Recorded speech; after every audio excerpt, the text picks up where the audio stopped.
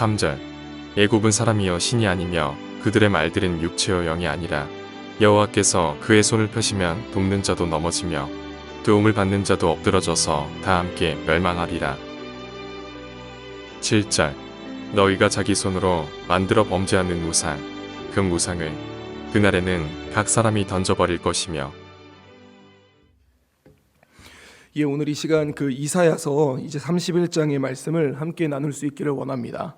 사실 이제 이사야 31장은 우리가 어제 살펴봤던 이 30장과 거의 비슷한 그런 이제 내용을 이야기하고 있습니다. 그래서 30장을 이제 조금 길게 이렇게 풀어놨다고 하면은 31장은 그 내용을 좀 이렇게 요약해 놓은 그런 이제 이야기라고 우리가 볼 수가 있습니다. 그래서 31장 1절을 보면 이렇게 기록이 되죠. 도움을 구하러 애굽으로 내려가는 자들은 화 있을진저 그들은 말을 의지하며 병거의 많음과 마병의 심히 강함을 의지하고 이스라엘의 거룩하신 이를 앙모하지 아니하며 여호와를 구하지 아니하나니. 이 이스라엘 백성들이 애굽으로 이제 내려갔었던 것들을 이제 이야기를 합니다. 그들이 왜 내려갔는가? 이제 애굽에게 도움을 구하러 내려갔다라는 것이죠. 근데 우리가 조금 생각해 보아야 될 게 있습니다. 왜 하나님은 30장에도 이 애굽의 도움을 청한 얘기를 하고 계시고 31장에도 이 같은 얘기를 이렇게 하고 계시는가? 그 내용들을 우리가 좀 생각하면서 이 본문을 살펴볼 필요가 있는데요. 그래서 이제 그 부분에 대해서 제가 좀 이따 말씀드리겠습니다. 그래서 우리가 2절을 보면은 이제 그들이 이제 도움을 구하러 갔는데 중요한 것은 하나님께 구하지 않고 애굽에게 갔지 않습니까? 그래서 하나님이 뭐라고 말씀하시냐면은 여호와께서도 지혜로우신즉 재앙을 내리실 것이라 그의 말씀은 변하게 하지 아니하시고 일어나사 악행하는 자들의 집을 치시며 행악을 돕는 자들을 치시리니. 이러면서 뭐라고 말씀하시는가? 애굽은 사람이요 신이 아니며라고 얘기합니다. 하나님은 신이십니다. 하나님은 신이신데 애굽은 신이 아니라는 것이죠. 사람이라는 거예요. 즉 이스라엘 백성들과 크게 다를 게 없다라는 겁니다. 그들의 말들은 아까 이제 말을 굉장히 의지했다고 했지 않습니까? 그의 말들은 육체요 영이 아니라 이 여호와께서 그의 손을 펴시면 돕는 자도 넘어지고 도움을 받는 자도 엎드려져서 전부 다 멸망하게 된다라는 것을 이야기하고 계시는 것이죠. 그 얘기는 애굽이나 이스라엘 백성이나 다 누구의 결정에 따르겠다는 겁니까? 하나님의 결정에 따라 이제 망할 수도 있고 흥할 수도 있다라는 것을 주님이 말씀하고 계시는 것입니다. 그래서 애굽의 도움을 청하러 가는 그런 이제 이스라엘의 모습을 그렇게 표현하고 있고요. 이 4절부터 보면은 이렇게 얘기를 합니다. 4절과 5절을 보면은 굉장히 시적인 표현으로 얘기를 하거든요. 그래서 여호와께서 이같이 내게 이르시되 큰 사자나 젊은 사자가 자기의 먹이를 움키고 으르렁거릴 때에 그것을 치려고 여러 목자를 불러왔다 할지라도 그것이 그들의 소리로 말미암아 놀라지 아니할 것이요 그들의 떠듬으로 말미암아 굴복하지 아니할 것이라. 이 얘기는 뭐냐면 이 정말 하나님이 사자와 같이 자기의 먹이를 움키고 보호하려고 이것을 지키려고 이 으르렁거릴 때에 여러 목자가 와서 그거를 이제 소리로 놀래킨다라고 할지라도 하나님이 거기에 절대 굴복하지 않다라는 것이죠. 하나님이 하고자 하신다면 하신다라는 그런 얘기입니다. 그러면서 나 만군의 여호와가 강림하여 시온산과 그 언덕에서 싸울 것이라고 얘기를 합니다. 하나님이 이제 사자에 대해서 그런 얘기를 하다가 5절에는 새에 대한 얘기를 하는데요. 새가 날개를 치며 그 새끼를 보호함같이 나 만군의 여호와가 예루살렘을 보호할 것이라. 그것을 호위하며 건지며 뛰어넘어 구원하리라 라고 그렇게 얘기를 하시죠. 그러면서 6절과 7절에는 시적인 표현이 아니라 이제 실제적인 이야기를 하십니다. 이스라엘 자손들아 너희는 심히 거역하던 자에게로 돌아오라. 그러면서 7절 너희가 자기 손으로 만들어 범죄한 은 우상 금 우상을 그날에는 각 사람이 던져버릴 것이며 라고 얘기를 합니다. 그들이 가지고 있는 우상들을 너희가 던져버리고 나에게로 나오라고 그렇게 얘기를 하고 있는 것입니다. 그러면서 이제 아수르에 대한 그런 심판에 대해서 얘기를 하는데요. 아수르는 칼에 엎드려질 것이나 사람의 칼로 말미암음이 아니겠고, 칼에 삼켜질 것이나 사람의 칼로 말미암이 아니할 것이며, 그는 칼 앞에서 도망할 것이요 그의 장정들은 복역하는 자가 될 것이라. 이 얘기는 아수르가 엎드려지겠지만 사람의 칼로 엎드려지는 것이 아니라 하나님의 능력으로 그들이 엎드려질 것이라고 하나님은 그렇게 말씀합니다. 그래서 그것을 본 9절에 그의 반석은, 여기서 그의 반석은 아수르의 왕을 의미하거든요. 아수르 왕은 두려움으로 말미암아 물러가겠고 그의 고관들은 기치로 말미암아 놀라리라. 이는 여호와의 말씀이라. 여호와의 불은 시온에 있고 여호와의 풀무는 예루살렘에 있느니라 라고 하면서 오늘 본문을 마무리하게 됩니다. 사랑하는 성도 여러분, 오늘 우리가 이 본문을 묵상하면서 어제의 본문과 비슷한데 이 본문을 또 묵상하면서 우리가 기억해야 될 것이 한 가지 있습니다. 하나님이 이 부분을 계속해서 이야기하는 것은 이스라엘 백성들 마음 가운데 애굽을 우상으로 두고 있다는 것입니다. 우리가 이 삶을 살아가면서 이런 경우 있지 않습니까? 뭐 내가 술을 끊을 거야 또는 담배를 끊을 거야 라고 그렇게 얘기를 하지만 시간이 조금 지나서 자기가 그거를 이제 견디지 못하고 또다시 술에 손을 대거나 담배에 손을 대는 그런 경우들이 있잖아요. 그렇게 손을 대는 거는 뭐냐면은 술이나 담배가 그 사람의 우상이기 때문입니다. 단순히 그것을 자기 의지가 약해서가 아니라 그 사람의 우상이기 때문에 그래요. 우리 청소년들도 그렇습니다. 이제 학기가 시작하고 중간고사 치고 기말고사 칠 겁니다. 중간고사 칠 때 끝나고 제일 먼저 하는 말이 뭘까요? 나 이제 게임 안 할 거야. 나 이제 공부만 할 거야. 라고 했다가 한 달도 안 지나서 다시 핸드폰을 켜고 컴퓨터를 켜고 게임을 합니다. 왜 그럴까요? 그들이 나약해서가 아니에요. 그들의 우상이 게임이기 때문에 그렇습니다. 그것처럼 우리의 삶을 살아갈 때에 우리가 기억해야 될 것 중에 하나가 뭐냐면은 우리가 하나님의 자녀이고 하나님의 백성이지만 우리 마음 가운데 하나님보다 귀하게 여기는 우상들이 존재할 수 있다라는 것이죠. 이스라엘 백성들은 출애굽을 하면서 정말 하나님의 여러 가지의 기적을 맛봤습니다. 눈앞에서 바다가 갈라지는 것도 봤고, 그 다음에 물을 내려주시는 하나님도 봤고, 만나와 메추라기를 주시는 하나님도 봤으며 전쟁에서 승리하게 하시는 하나님을 경험했습니다. 그러나 그들은 애굽에 있을 때에도 그 광야에 있을 때에도 힘들 때 애굽으로 돌아가자고 얘기를 하고, 이스라엘 땅에 왔을 때도 고통이 있을 때 애굽으로 가자라고 그렇게 얘기를 합니다. 그게 왜 그러냐면 그들에게 애굽이 우상이기 때문에 그런 것이죠. 애굽에 가면 나일강이 펼쳐져 있고 애굽에 가면 강한 군사들이 있고, 그렇기 때문에 이 이스라엘 백성들 마음 가운데에는 하나님을 믿으면서도 마음 한켠에 이 애굽이라는 우상이 존재하고 있었기 때문에 틈만 나면 애굽으로 내려가려고 한다는 것이에요. 그래서 하나님이 30장과 31장에 이렇게 계속해서 할애해서 이 애굽에 대한 이야기를 하는 이유는 뭐냐면 그만큼 우리 마음 가운데 있는 우상들을 우리가 없애야 된다는 것입니다. 우리가 6절과 7절을 보면 이렇게 기록되어 있거든요. 우리가 6절과 7절을 같이 한번 읽어보겠습니다. 함께 읽습니다. 이스라엘 자손들아, 너희는 심히 거역하던 자에게로 돌아오라.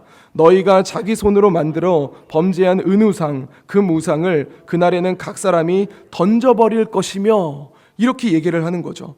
그래서 하나님이 뭐라고 얘기를 하냐면 너희 마음속에 있는 우상들을 그냥 던져버리라는 거예요. 그거에 대한 그 경우의 수를 두지 말라고 얘기하는 것이죠. 만약에 내가 이럴 경우에 애굽으로 갈 거야. 만약에 내가 이렇게 할 경우에 나는 거기에 다시 손을 댈 거야 라는 그런 경우의 수 자체를 없애버리라고 얘기를 하는 것입니다.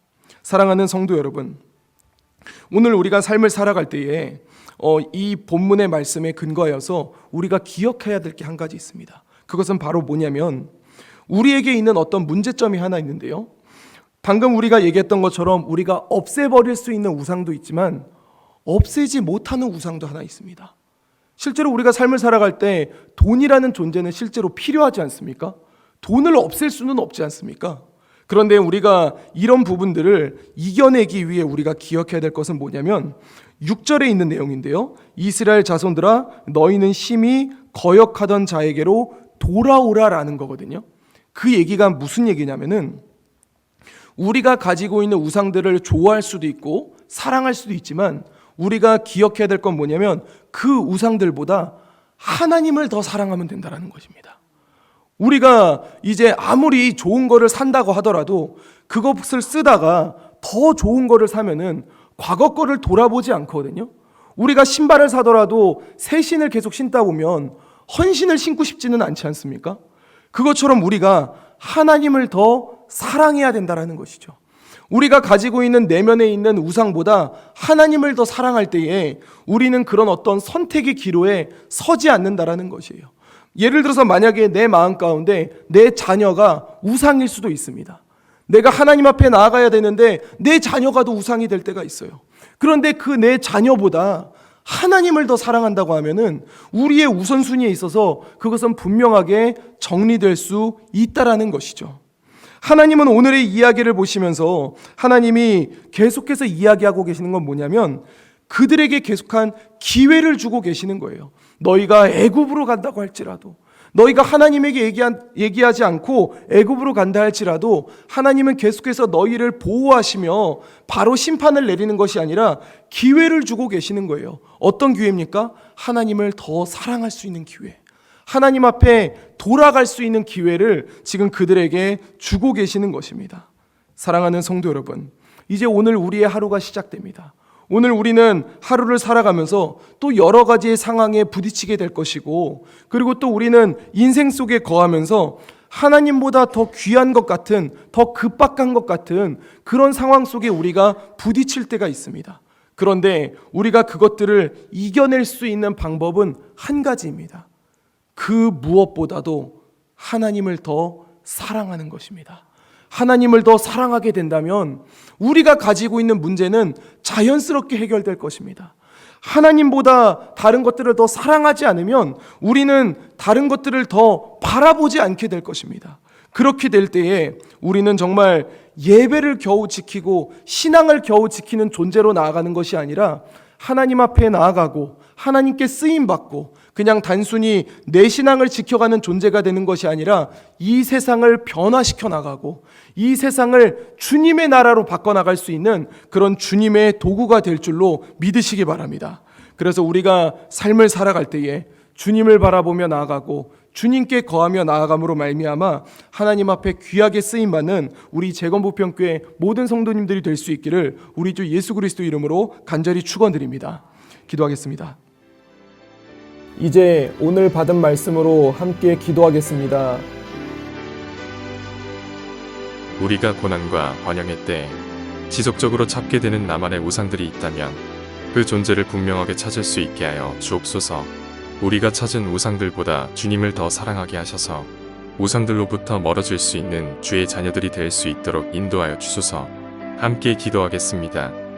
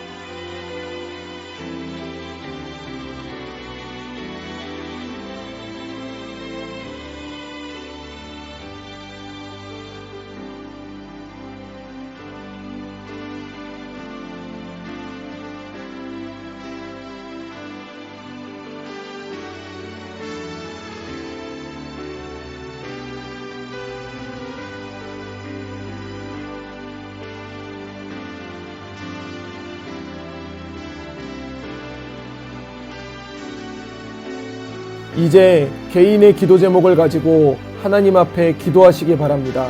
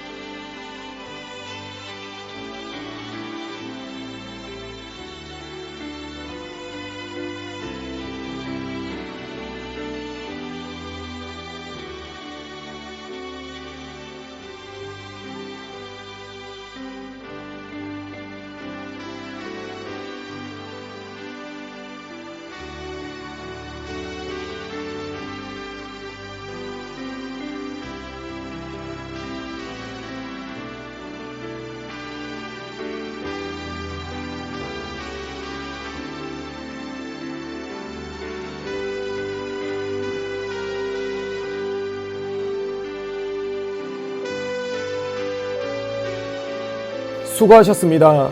오늘도 하나님의 인도하심 가운데 승리의 하루를 보내시는 우리 재건부평교회 모든 성도님들이 되시기를 주님의 이름으로 축복합니다.